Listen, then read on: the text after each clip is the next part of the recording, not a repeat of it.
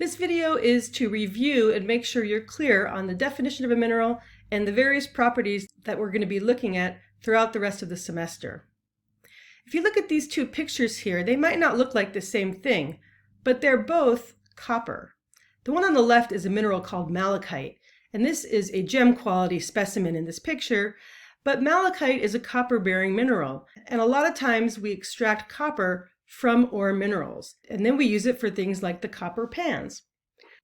I have a sample of malachite right here, and it's a greenish kind of mineral. It's mixed in with some rock, which is actually the ore, so that's the brown part, but the green part is the malachite mineral. So let's start by looking at the definition of a mineral. There are 5 requirements for something to be considered a mineral in geology, and I promise this is going to be on your next exam and probably your final exam as well. Number 1, it has to be naturally occurring.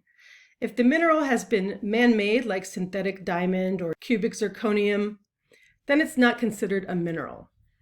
Now this picture in the upper right is a set of different kinds of minerals that have grown together. In the bottom, though, I have a synthetic mineral called bismuth.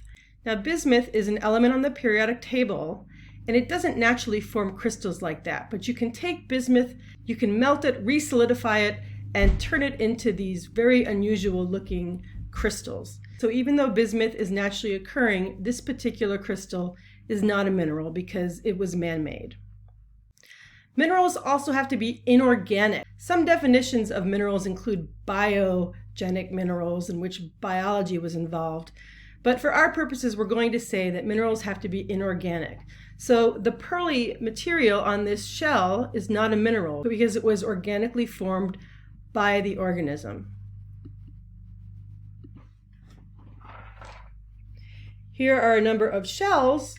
Each of these is technically made by the mineral calcite, but the organisms made their own shells, so these are not considered minerals. A mineral also has to be solid. So solid water, ice, is a mineral.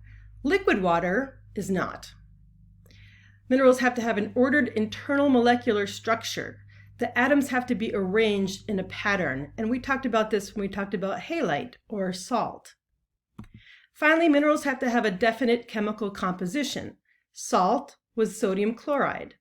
Here's a mineral called orthoclase feldspar, and this is the chemical formula. If I tried to make this a different formula like K2AlSi3O8, I wouldn't have orthoclase feldspar anymore. So it has to have a definite chemical composition. How is glass made? Well, it turns out glass is made from minerals, usually from quartz that's melted with a couple other things to change its melting point.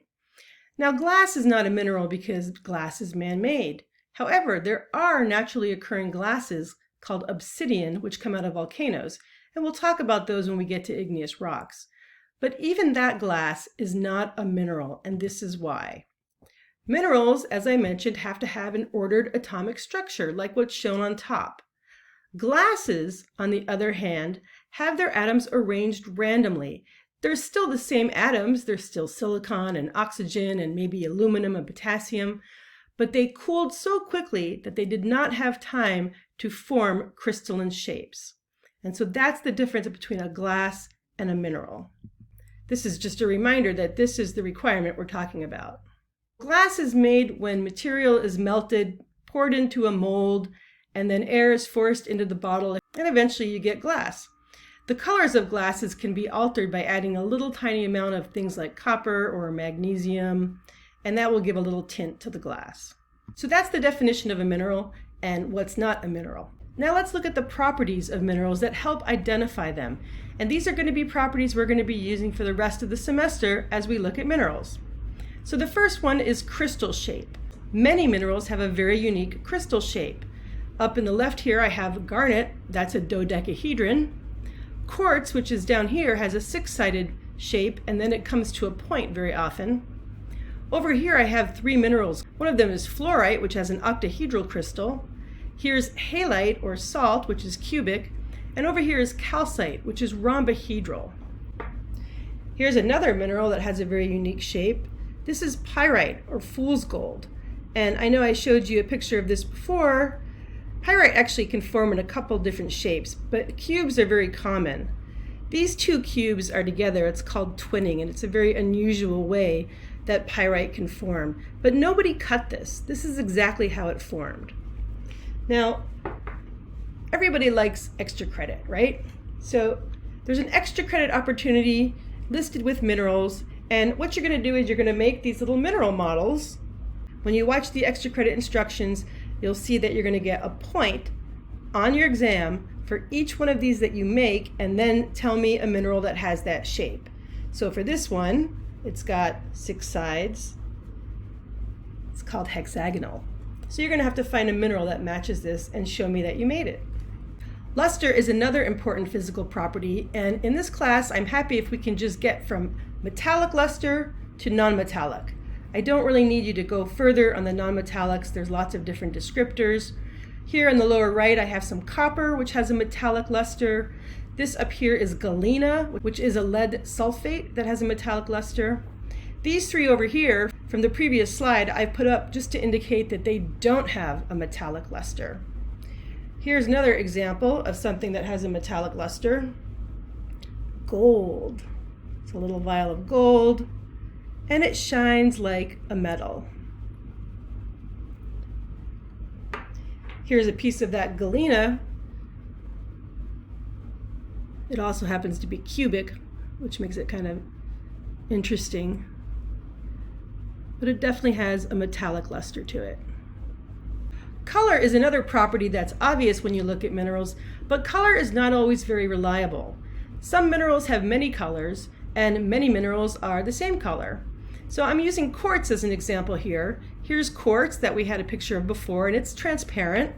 Over here though, we have 4 other colors. We have white quartz, purple quartz called amethyst, an orange type of quartz called citrine, and a smoky quartz. I showed you this quartz earlier. This is purple amethyst.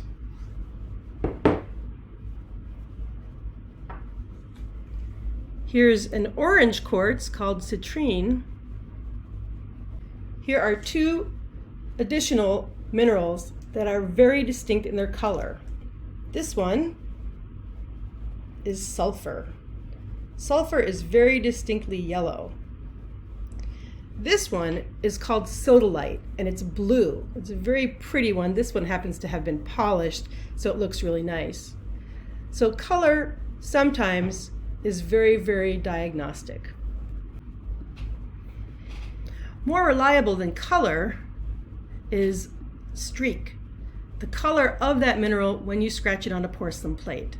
Unfortunately, we won't be doing this in lab. You'll see in the videos what the streak color is when the various people use this porcelain plate. Hardness is another important property. Remember, this is Mohs hardness scale, and you'll be using this scale on quizzes and exams. Cleavage and fracture are another important property. Some minerals cleave into very flat planes like shown on the left. And here, this is the mica. The micas are sandwiched like this. They're sheets. And in between those sheets is a very weak plane of bonding, as shown with this knife blade. So they flake off very easily in one direction. Now, if you don't have minerals that cleave, then you have fracture. This mineral up here is illustrating fracture. There's no particular plane along which it's breaking. Over here we have quartz with a conchoidal fracture. So sometimes fractures can actually be conchoidal. Finally, specific gravity. This is when you heft a mineral and it feels extremely dense, although in geology we call that specific gravity. Galena, the lead sulfate, has a very high specific gravity, and if you had a piece of it in your hand, you would notice that it felt unusually heavy. So some less common properties are listed here.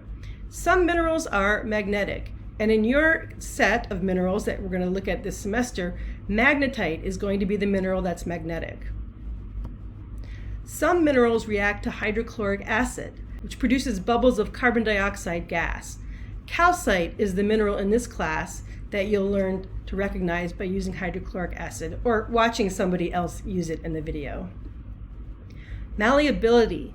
Not many minerals are malleable where they can be pounded into a sheet or drawn out on a wire. This is gold that's been pounded into a sheet because it's malleable. Copper is a mineral in our kits that you'll see that's malleable. Double refraction is an unusual property that calcite has. Because it's got that rhombohedral shape, when light passes through it, it doubles the image. So here's a piece of calcite on some words, and you can see how it's doubling the image. So if you have a mineral and you put it on some paper and it doubles the words, you know you have calcite. Taste. Well, I won't be having you taste any minerals, but if you tasted halite, you would know that that is salt. Some minerals have a very distinct smell, and sulfur is the main culprit here. Sulfur smells like rotten eggs to some people, and to other people, it smells like a matchstick. Finally, some minerals have this property of being elastic. You can kind of bend them and they'll snap back, and the micas are really the only ones that have that property. Coming up next, we're going to talk about different mineral groups.